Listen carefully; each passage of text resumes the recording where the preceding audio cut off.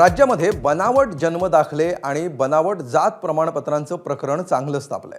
भाजपचे नेते किरीट सोमय्या यांनी या प्रकरणामध्ये आक्रमक भूमिका घेतली आहे। या संदर्भातील 2 अध्यादेशांमुळे राष्ट्रवादी काँग्रेस पक्षामध्ये नाराजीचं वातावरण असल्याचं कळत आहे। सगळ्या अल्पसंख्याक समाजाकडे संशयाच्या नजरेतून बघितलं जात आहे।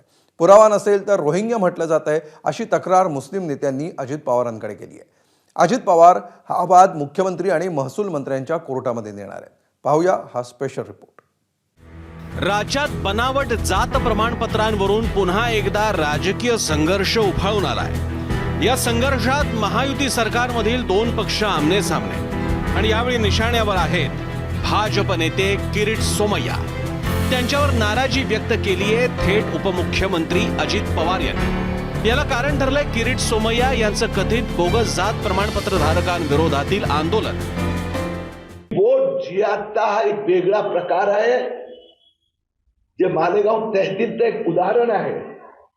1500 लोकांना सर्टिफिकेट जन्मचा दाखला जे मुळात भारतीय नाही, आधार कार्ड सगळ्यांचे आले असेल तर याची चौकशीचे आदेश द्यावेत।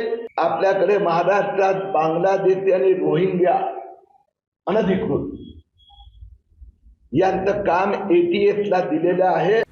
जन्मदाखले देण्याचं थांबवल्यानं आणि अनेक जन्मदाखले सरसकट रद्द झाल्यानं मुस्लिम समाजातील शिक्षण आणि मालमत्ता खरेदी विक्रीची कामं थांबल्याचा दावा केला जातो।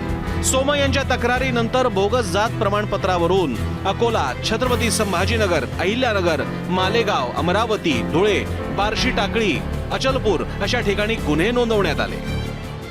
सोमय्यांचं आंदोलन एकतर्फी आणि विशिष्ट धर्मावर केंद्रित असल्याची भावना अल्पसंख्याक समाजात निर्माण झाल्याचं सांगितलं जात आहे। जन्म प्रमाणपत्र नसणारे सरसकट बांगलादेशी आणि रोहिंग्या असल्याची भूमिका चुकीची असल्याचं मुस्लिम समाजाच्या प्रतिनिधींचं म्हणणं आहे। सोमय्यांच्या आंदोलनानंतर सरकारनं 2 JR काढले, ज्यामुळे दोष नसलेला मुस्लिम समाज भरडला जात असल्याची तक्रार अल्पसंख्याक आमदारांनी अजितदादांकडे केली।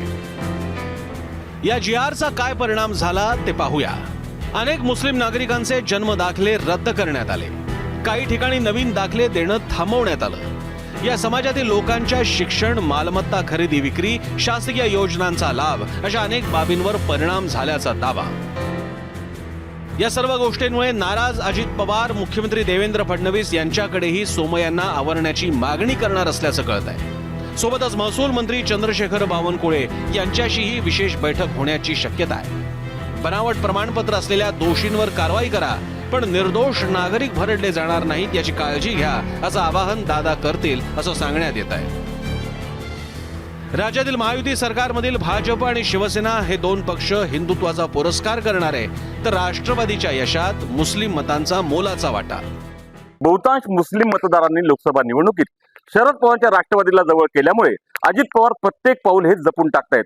अशातच बनावट जात प्रमाणपत्र आणि मशिदीवरील भोंग्यांप्रकरणी किरीट सोमय्या आणि नितेश राणे यांच्या आक्रमक वक्तव्यांमुळे आपला मुस्लिम जनाधार तुटतो की काय अशी भीती अजित पवारांना सतावते।